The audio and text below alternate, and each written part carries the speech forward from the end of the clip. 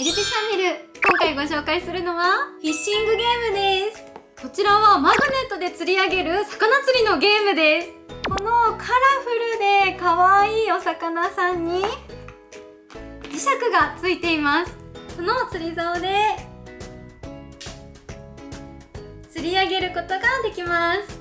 こうやって釣り上げる中でどことどこがくっつくのか考える力をつけることができます。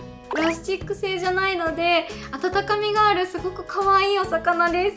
これ単体でも高く積み上げるゲームとしても遊べます。こちらは竿が2本ついているので兄弟やお友達と一緒にゲームを楽しむことができます。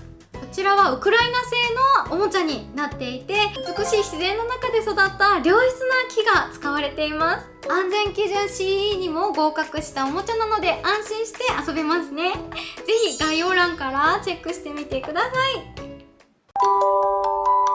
チャンネル登録よろしくね。